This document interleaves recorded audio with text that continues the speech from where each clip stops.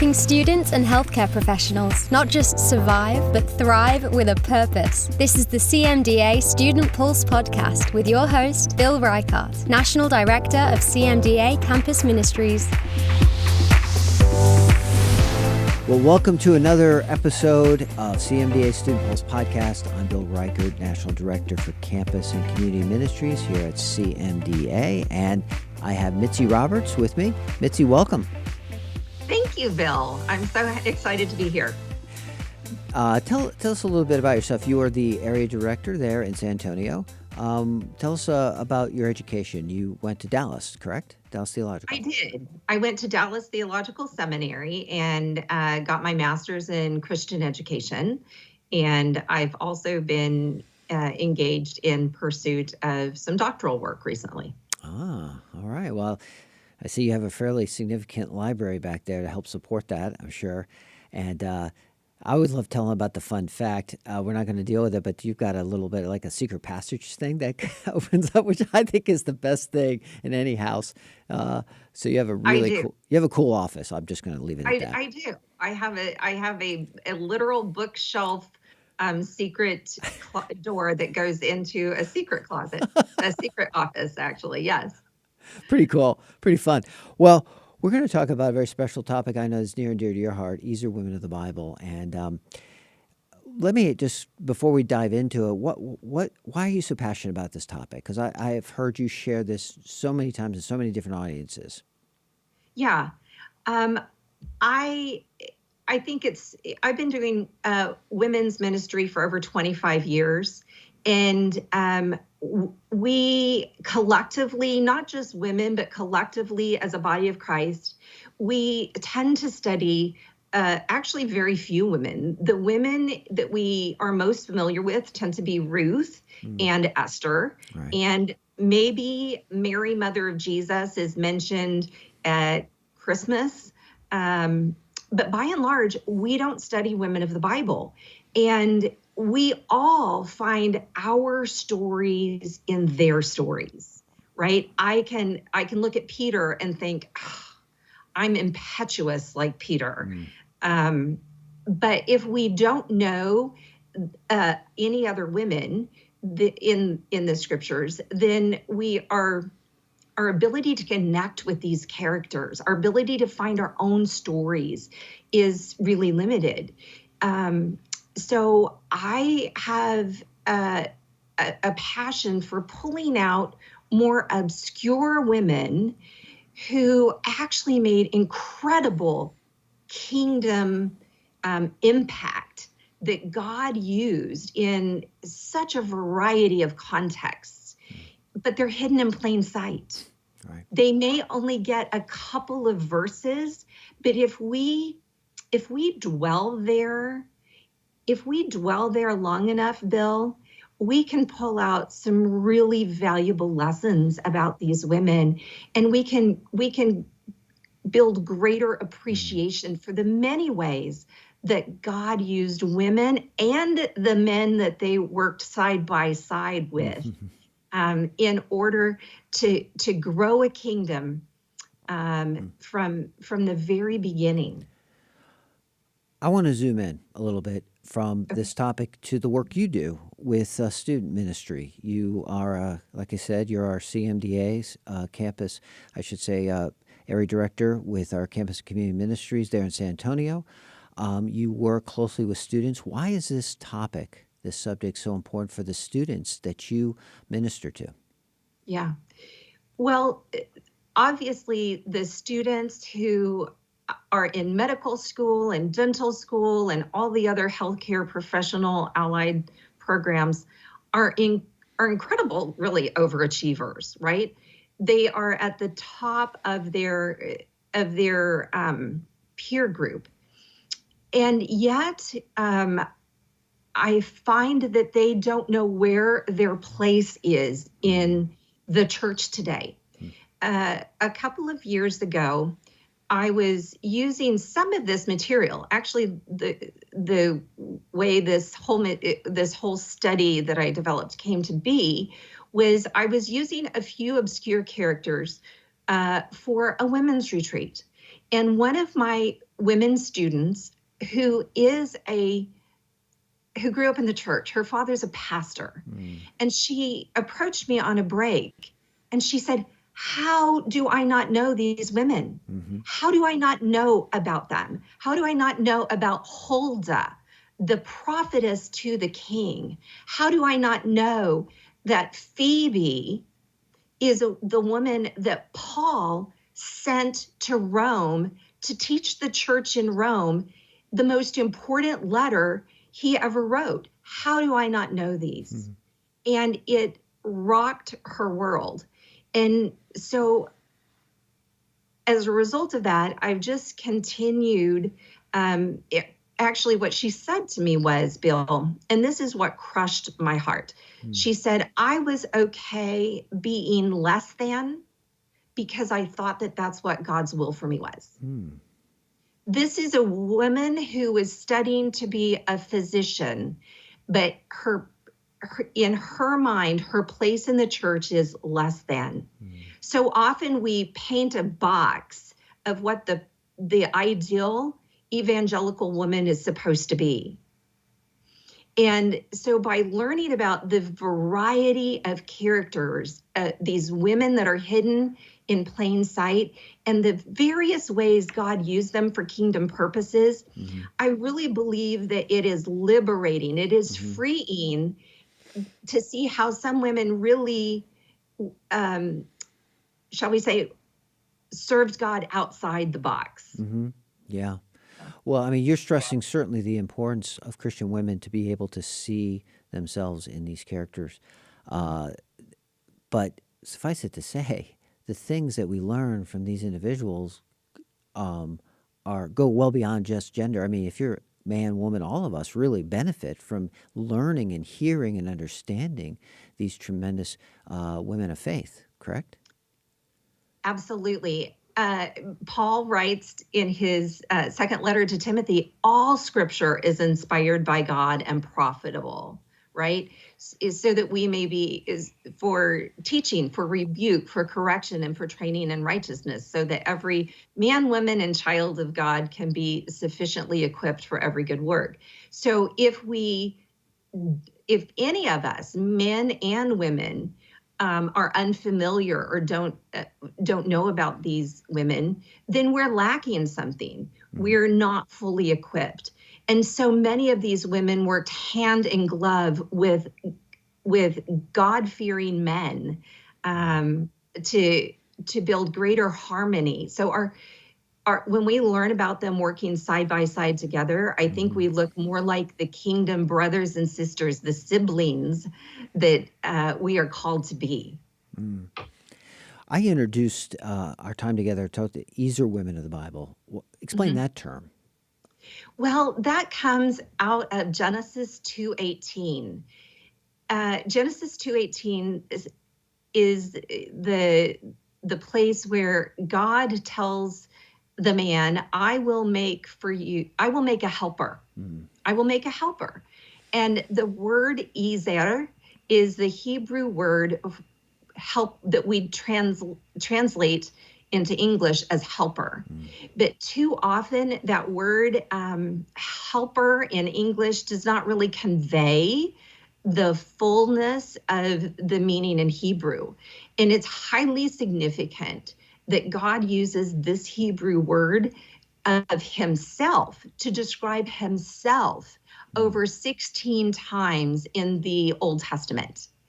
Here in Genesis 2:18 is the only place that he actually uses it for people, and with one rare exception, and that is for an army.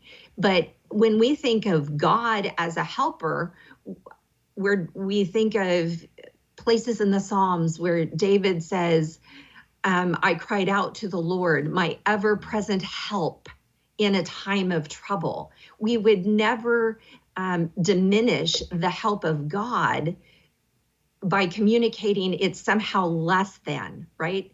So this word Ezer in the creation of woman actually conveys that God created her as a strong helper, or as a strong rescuer, a strong power in the same way that he describes himself. So as men and women are both equally bearers of God's image, there are unique ways in which women reflect attributes of God.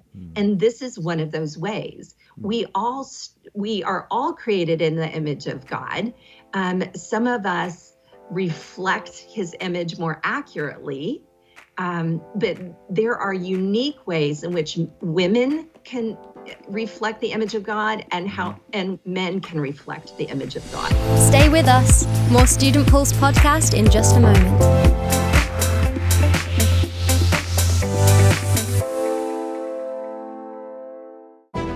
Hello, I'm Dr. Tony Evans, and I'm so excited to be coming to the CMDA convention, where we're going to have a great time of fellowship, but even a greater time in the Word.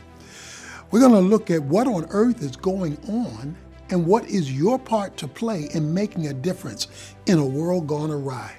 Well, I'm excited to be with you, so make sure you register for this year's convention on May 2nd.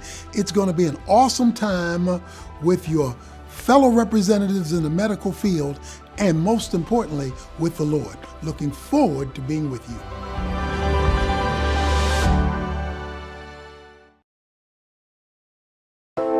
Well, let's do a deep dive on maybe an example of some of these women that are lesser known. You've kind of alluded to several of them, but maybe draw out one or two, and maybe let's do a deep dive. Let's explore a little bit of their life.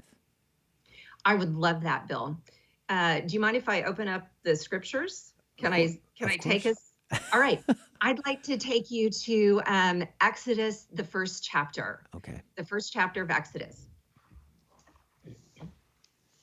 So Moses wrote Exodus, and so he is taking us backwards historically.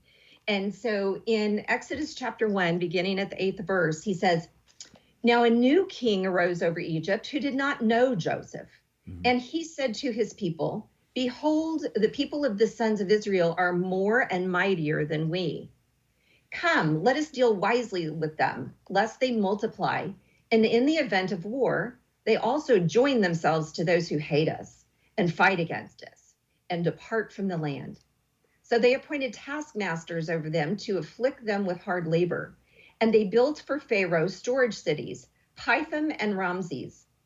But the more they afflicted them, the more they multiplied, and the more they spread out. So they were in dread of the sons of Israel. And the Egyptians compelled the sons of Israel to labor rigorously, and they made their lives bitter, and with hard labor in mortar and bricks and all kinds of labor in the field. All their labors, which they rigorously imposed on them. Then the king of Egypt spoke to the Hebrew midwives, one of which was named Shiphrah, and the other was named Puah. And he said, 'When you are helping the Hebrew women to give birth, and you see them upon the birth stool, if it is a son, then you shall put him to death. And if it is a daughter, then she shall live.' But the midwives feared God and did not do as the king of Egypt had commanded them, but let the boys live. So the king of Egypt called for the midwives and said to them, 'Why have you done this thing? And let the boys live.' And the midwives said to Pharaoh, 'Because the Hebrew women are not as the Egyptian women. They are more vigorous, and they give birth before the midwives can get to them.'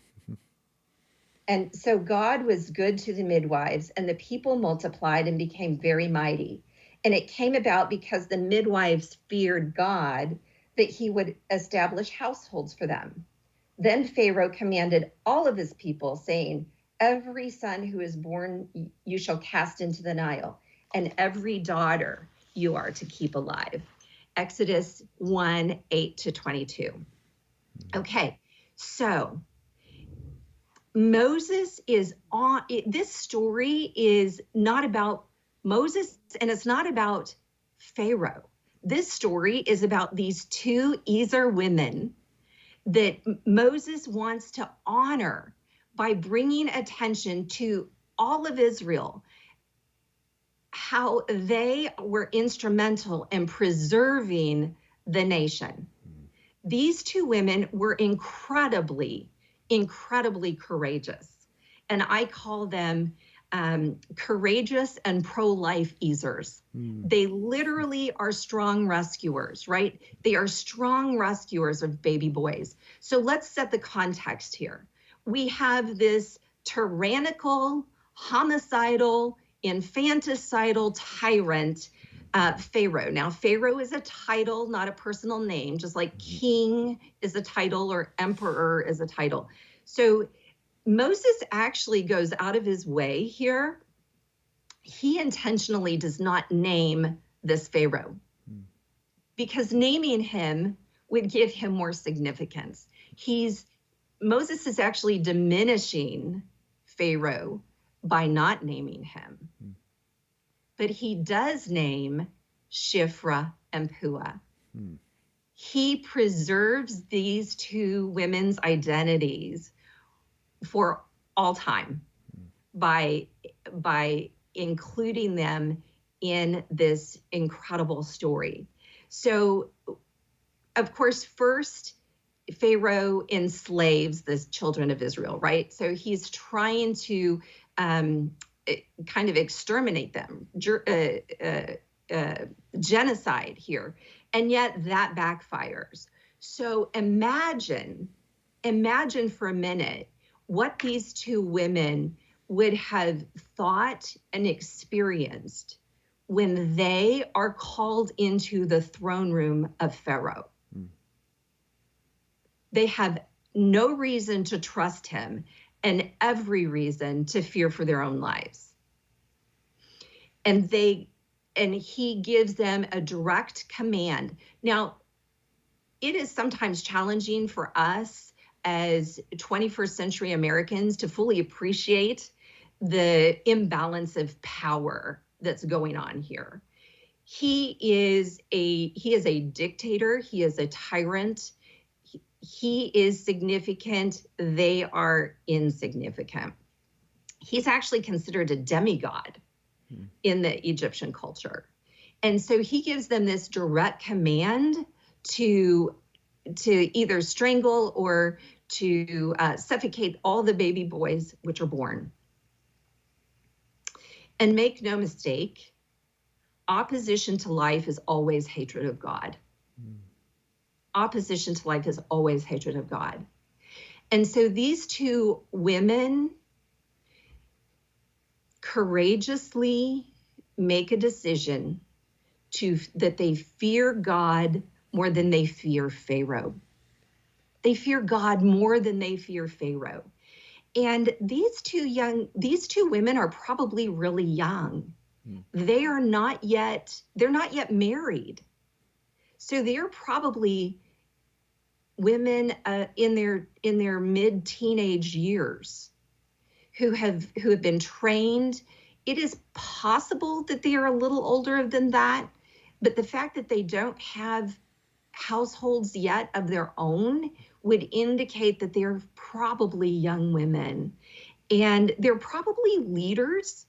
It's unlikely at this point that because the population of the Israelites is big enough that it's unlikely that only two women could serve as midwives to this population of nearly 2 million people. Right. So they are likely leaders in their own right. And so they would have to be working and enlisting the support of other midwives in order to preserve these baby boys. And so they probably do this for a couple of years before they're caught, because an infant is a lot easier to hide than a toddler. So it's pretty likely that they preserved baby boys, that they were strong Ezer rescuers of baby boys for maybe 2 years before word gets back to Pharaoh that there are baby boys being born among the Hebrew slaves. So then he calls them in a second time. Bill, I ask you, what on earth could they have thought would happen when they walked into that throne room, when they're called in again? They're probably thinking they're going to meet their death. Absolutely. They have lived with this probably fear of being caught for a couple of years. And now they have been. They have every reason to believe the same man who wants to murder baby boys is ready to murder them as well for defying the command he gave them. But God puts this hedge of protection over them. And they say, we try. We really do. We try to get to the Hebrew women, but they are just different than Egyptian women. They just squirt out a baby before any of us can get there. And this Pharaoh buys their story. How surprised must they have been? I can't imagine as they walked up, I imagine they walked up the stairs to this palace, being escorted by guards, and they are walked into the throne room, and they have a state of mind where they are probably ready to die. And the Lord gives them this word, and he protects them. And so Pharaoh goes to his third plan, and that is to enlist all of the Egyptians to throw the baby boys into the Nile, because that's a clean and convenient way to execute or murder somebody, because there's no evidence that's left. And the Nile god is just the giver and taker of life. So if the Nile god lets the baby boys die, then obviously that's the will of their God.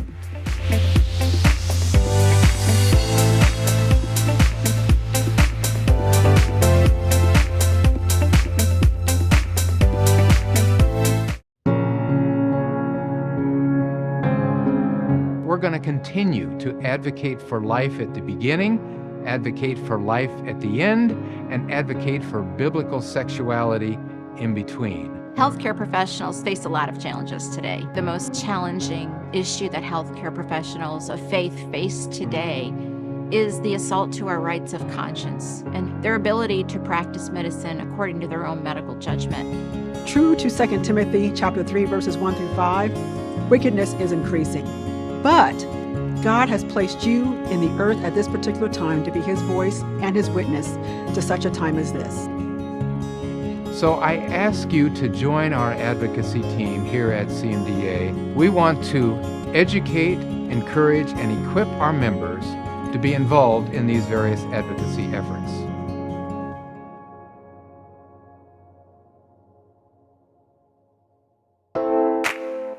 So these young women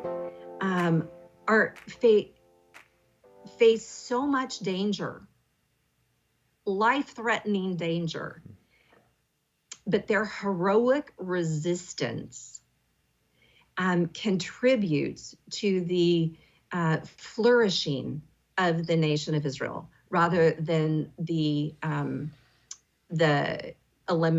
extermination of the nation of Israel. Now, think of the scale here, Bill.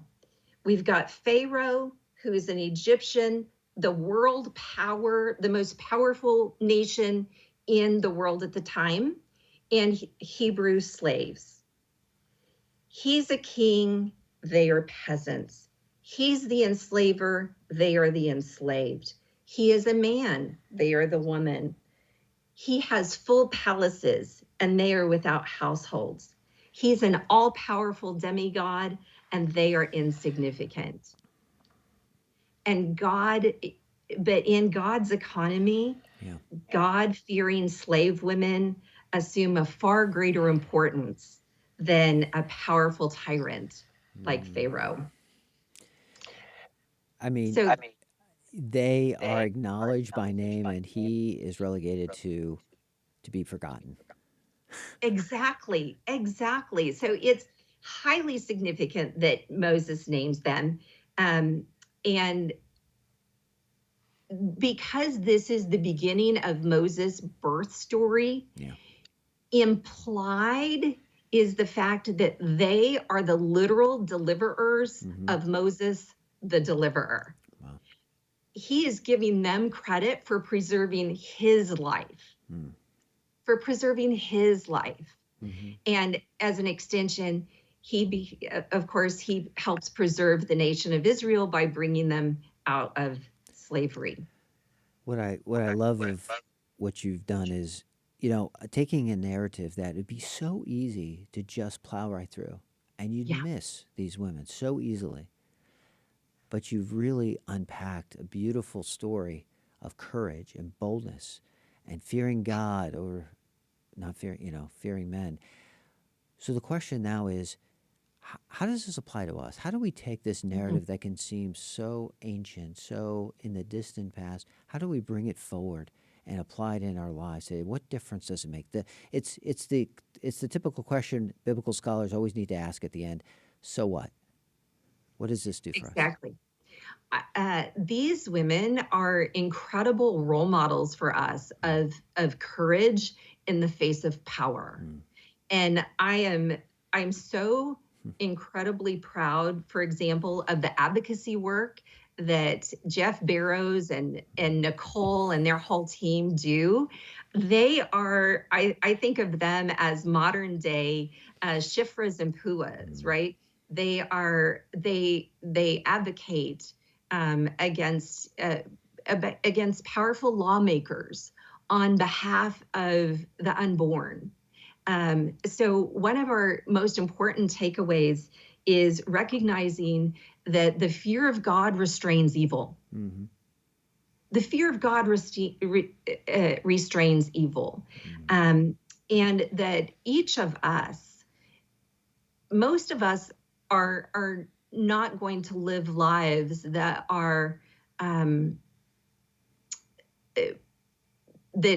endure in the history books. Most of us are not going to endure in the history books.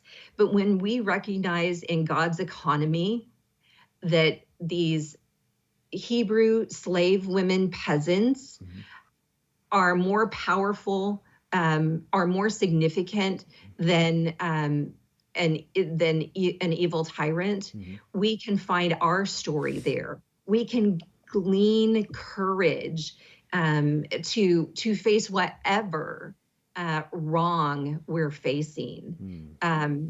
We can learn from Shifra and Pua to fear God more than we fear mankind.